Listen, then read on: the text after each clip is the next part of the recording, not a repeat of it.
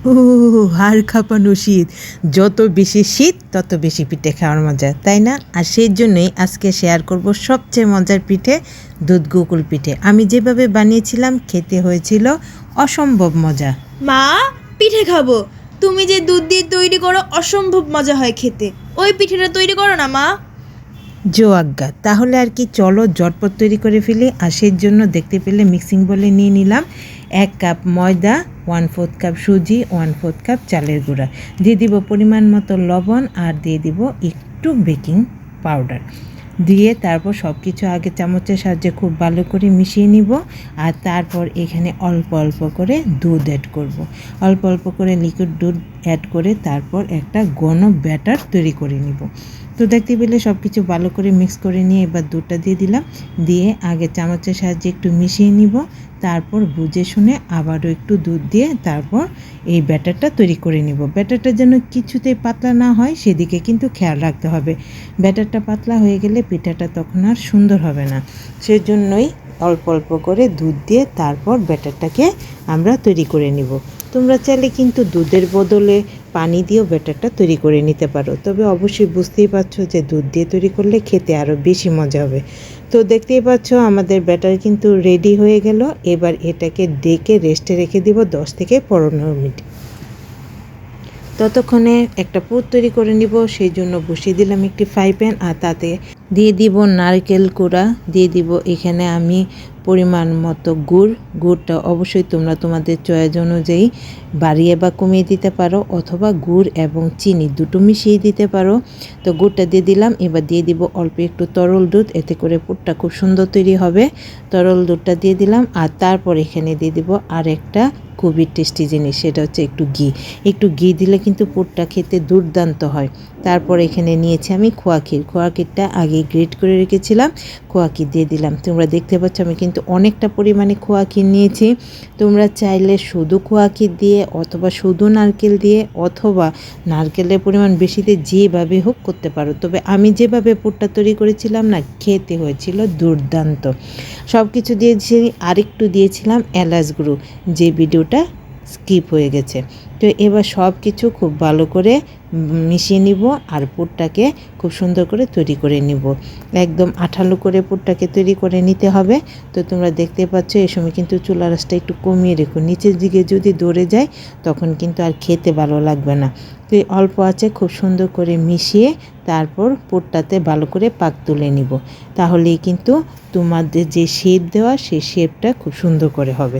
তো দেখতে পাচ্ছ কথা বলতে বলতে আমাদের পুরটা কিন্তু রেডি হয়ে গেছে। আর এটা অনেকটা কড়াই থেকে ছেড়ে আছে। এ পর্যায়ে নামিয়ে নিলাম। আর নামিয়ে কিন্তু একেবারে ঠান্ডা করো না, অল্প ঠান্ডা থাকতে এটা নিয়ে তারপর পুরে কিছুটা অংশ নিবে, নিয়ে তারপর একটা শেপ দিয়ে নিবে। আমি একটু গোল করে তারপর চ্যাপটা করে নিব, এতে করে দেখতে সুন্দর লাগবে, আর তৈরি করার পর তো আরও বেশি সুন্দর লাগবে। তোমরা চাইলে অন্য কোনো শেপও দিতে পারো। তো সবটা পুর থেকে দেখো আমি তৈরি করে নিয়েছি গোল করে। আর এবার চলে যাব ব্যাটারের কাছে। ব্যাটারটা কিন্তু ততক্ষণে একদম মানে ফুলে ফেঁপে উঠবে আর অনেকটা বেশি ঘন হয়ে যাবে। সেই জন্য এখানে আমি আরেকটু পানি দিয়ে ব্যাটারটাকে আরেকটু পাতলা করে নেব। দেখতেই পাচ্ছ পানি দিয়ে অনবরত নেড়েচেড়ে ব্যাটারটাকে পাতলা করে নিয়েছি। আর আমার ব্যাটারটা কি পরিমাণ ঘন হয়েছে সেটাও আশা করি তোমরা দেখেই বুঝে নিয়েছো। এভাবে ব্যাটারটা সুন্দর করে তৈরি করে নেবে। আর ব্যাটার তৈরি হয়ে গেলে এবার এখানে একটা পুর দিয়ে দিব, আর দিয়ে তারপর সরাসরি চলে যাব চুলায় আগে থেকে আমি তেল গরম করতে রেখেছিলাম। আর যেহেতু এটা একটু ডুবো তেলে ভাজতে হবে, সেই জন্য একটু বেশি পরিমাণেই আমি তেল গরম করতে বসিয়ে দিয়েছিলাম। আর তারপর একটা চামচের সাহায্যে খুব সুন্দর করে পুরটা নিয়ে ব্যাটারে চুবিয়ে তারপর দিয়ে দিব তেলে। আর তেলে দিয়ে অল্প আছে একটু ব্রাউন কালার করে ভেজে নিব। একদম লাল লাল করে ভেজতে যেও না, জাস্ট হালকা ব্রাউন করে ভেজে নিব। দেখতে পাচ্ছ উল্টে পাল্টে আমি কিন্তু হালকা ব্রাউন করে একটা ভেজে নিয়েছি। আরও একটা সেমভাবে দিয়ে নিব, আর তারপর সেমভাবেই ভেজে নিব। তো তবে একটা একটা করে বাছতে গেলে আসলে অনেকটা সময় লেগে যাবে, সেই জন্য আমি তারপর একেবারে 4টা দিয়ে তারপর সবগুলো পিঠা ভেজে নিয়েছিলাম। এই দুধ গোকুল পিঠে তোমরা যারা খেয়েছো তারা তো জানোই যে এই পিঠাটা খেতে আসলে কি পরিমাণ টেস্টি হয়। তবে যারা খাওনি তারা কিন্তু আর একটু সময় নষ্ট করো না, এই ভিডিওটা দেখার সাথে সাথে ঘরে তৈরি করে ফেলো, কারণ খেতে অসম্ভব টেস্টি হয় এই পিঠাটা। আর তৈরি করতে জাস্ট দেখলেই বেশি সময় লাগে না। ব্যাটারটা আর যদি মিষ্টি পরিমাণটা সুন্দর থাকে, পারফেক্ট থাকে, তবে পিঠাটা খেতেও অনেক বেশি মজা হয়। তো দেখো সবগুলো পিঠা কিন্তু কথা বলতে বলতে আমি ভেজে নিয়েছি, আর ভেজে নেওয়ার পর আমি তোমাদের দেখিয়ে দিচ্ছি সবগুলো পিঠা। এরকম অবস্থাতেই তোমরা চাইলে কিন্তু কয়েকটা খেয়ে নিতে পারো।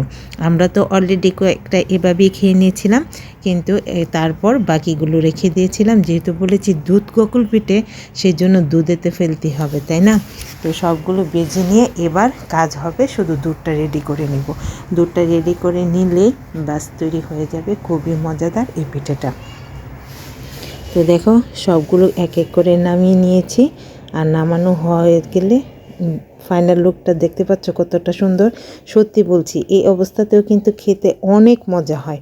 তো দেখো এবার দুধ তৈরি করে নেওয়ার পালা, সেজন্য চুলায় আগে থেকে আমি দুধটা বসিয়ে রেখেছিলাম, আর ঘন করে একদম 1 লিটার দুধকে হাফ লিটার করে নিয়েছি। তোমরা চাইলে কিন্তু এভাবে গণনা করে পাউডার দুধ দিয়েও দুধটাকে ঘন করে নিতে পারো। তো সাইডে যে মালাইগুলো লেগে আছে সেগুলো দুধের সাথে খুব ভালো করে মিশিয়ে দিয়েছি, আর এভাবেই সবগুলো সুন্দর করে মিশিয়ে দিতে হবে। তারপর এখানে দেখো ফ্লেভারের জন্য দিয়ে দিলাম তেজপাতা, 2টি এলাচের মুখ ফাটিয়ে তারপর দিয়ে দিলাম, আর দিয়ে দিলাম পরিমাণ মতো চিনি। সবগুলো এবার খুব ভালো করে আবারও জাল করে নিব। আর সবগুলো যখন খুব ভালো করে জাল হয়ে যাবে সেই পর্যায়ে এখানে আমি অ্যাড করে দিব আগে থেকে ভেজে রাখা আমাদের গোকুল পিঠেগুলো। গোকুল পিঠেগুলো দিয়ে দিব, আর তারপর দিয়ে তেমন কোনো কাজ নাই, জাস্ট 2-3 মিনিটের মতো জাল করে নিব। তো দেখতে পাচ্ছ আমার দুধটা কিন্তু অনেকটা ভালো করে ফুটে উঠেছে। এবার আমি অ্যাড করে দিব গোকুল পিঠেগুলো, দিয়ে দিলাম। দিয়ে এবার এটাকে হাই ফ্লেমে খুব ভালো করে 2-3 মিনিটের মতো জাল করে নিব। 2-3 মিনিট জাল হয়ে গেলে এরপর চুলার আঁচটা নিভিয়ে দিব। এরপর ঢাকনা দিয়ে ঢেকে দিব, আর ঢেকে দিয়ে আরও 10-15 মিনিটের মতো রেস্টে রেখে দিব।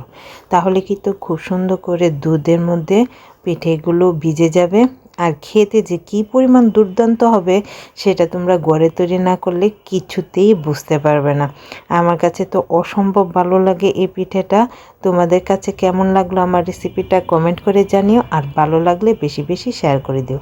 আর আমার মেয়ে তো এই পিঠা খেয়ে খুব খুশি, আর খুশি হয়ে কি বললো শুনো। মা সেই মজা, থ্যাংক ইউ।